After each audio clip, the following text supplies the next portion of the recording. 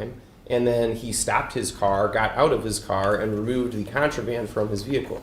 Now, Your Honor, you watched the video, you've seen everything that I've seen, and so I do think that the report should not say that when he turned into 1747 Northridge, that was an attempt to evade police. At that point, I believe that the court would understand that the criminal activity alleged in this case was over.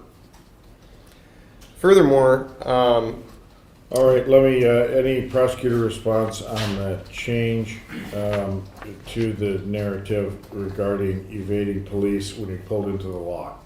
Your Honor, I have to defer to the court. Obviously, you sat through the trial. I'm here covering sentences. So I did preside over the trial, and I did see the video of, notably, Mr. Nauta drive around police vehicle before he went into the lot. I'm going to leave the narrative as it was. Regarding the unoccupied nature of the lot, whether it was unoccupied before he turned in there, it's quickly occupied by about 40 law enforcement officers who were surrounding Mr. Nauta in his vehicle at that point. I'm going to keep the narrative as is. the second thing I had there was high rate of speed, Your Honor. Again, you watched the video. I don't believe the video supported a high rate of speed. I would agree on that one. I will delete the portion that said high rate of speed. That's all I have for that piece, Your Honor, and then we can move to scoring if the court's ready. I'm ready. Thank you, Your Honor. So first, I'm going to start at the bottom of the offense variables. We have a pretty obvious one with OV20. There is binding case law, People v. Ostentowski, 481 Mich. 103, 2008, indicating that in a prosecution like this, it is not appropriate to score 100 points. The way this offense variable is written is not particularly elucidating. In fact, it makes it sound like a threat is enough. But in Ostentowski, they reviewed the entire statute and the entire scheme surrounding OV20 and indicated that in order to constitute an act of terrorism, a threat must be a violent felony and also must itself be a willful and deliberate act dangerous to human life. The act of holding up a can of C4 energy drink is not dangerous to human life. Furthermore, the other acts alleged in this case, like driving past a police officer, if that could have been dangerous to human life, wouldn't count. It's an offense-specific variable. Also, that would not be the means by which the offender committed the act of terrorism. Again, it uses the word act in the first part of this OV and then does refer to threats as well. So Ostentowski teased that out and said that in a very similar case involving a bomb threat made to a school, you don't score this variable. What about, the video and evidence of trial very clearly indicated that he was in the possession of and pulled out of the back of his vehicle 2 bags of fertilizer, of course, well known by now based on the Oklahoma City bombing and multiple attempted acts of terrorism since then, that fertilizer combined with other ingredients can create an explosive device. The offense variable, at least as I'm reading it, says threatening to use a explosive device. Why shouldn't I consider his possession of that fertilizer as a threat to use an explosive device? First, you have to find the act. That's why I'm citing Ostentowski.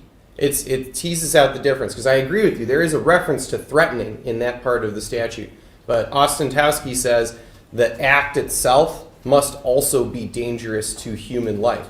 The act that he's being sentenced for in this count, Your Honor, is not pulling out a bag of fertilizer. The act he's being sentenced for is holding up the can of C4. It's an offense-specific variable.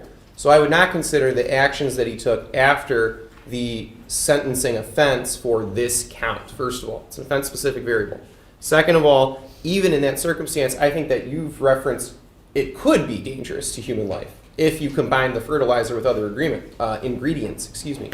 But that's not what happened here. There's no threat or danger to human life when he pulled out those bags of fertilizer because they're just bags of fertilizer. And so again, that's what Ostentowski says. The act itself must be dangerous to human life. Not just a threat, not just pulling out bags of fertilizer. And this is a huge difference because it's a 100-point score, Your Honor. So I think the court should be deliberate and cautious and should not score this, regardless of whether he pulled out a bag of fertilizer after the commission of the offense that he is being sentenced for under this OV. Well, you know, I haven't read Ostenkowski. If you didn't submit me to a sentencing memorandum, did you, in this case? Not on this issue, Your Honor. We did provide the court with a memorandum. This was more geared Yeah, I towards received the mitigation. mitigation memorandum. I didn't receive that. I do think that the matter would have to be briefed in a sentencing memorandum. Therefore, I'm going to adjourn today's hearing and request that you brief that matter in a sentencing memorandum so I can properly score. I can get that to you today, Your Honor. That would be excellent. I'll reset. We could sentence Mr. Nauta next week. No, can we? We can't do it next week. When's the next time we can set as a sentencing date? January 29th at 9 a.m. January 29th, 9 a.m. I'll adjourn the hearing until then.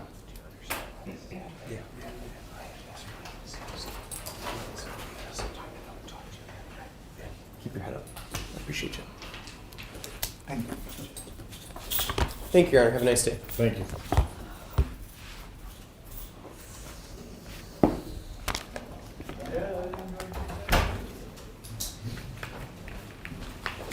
Next up, Your Honor, is number 5 on the court's list, People of the State of Michigan versus Michael Jomo, file number 25-06262F8. David Slossman on behalf of the people. Attorney Mark Caldwell on behalf of Mr. Jomo. Very good. Thank you, gentlemen. And sir, you're Mr. Jomo? Yes, Your Honor. Mr. Jomo, have you had the opportunity to read and review the pre-sentence investigation Yes, Your Honor. and a chance to talk it over with your attorney? Yes, Your Honor. And Mr. Caldwell, are there any changes, additions, or corrections that need to be made to the PSI? No, Your Honor. And anything, Mr. Caldwell, you'd like to say by way of elocution? I would. This has kind of been a wake-up call for my client. He hasn't had a drink since this happened. This is 6-7 months ago. In the meantime, he has stacks of AA meetings.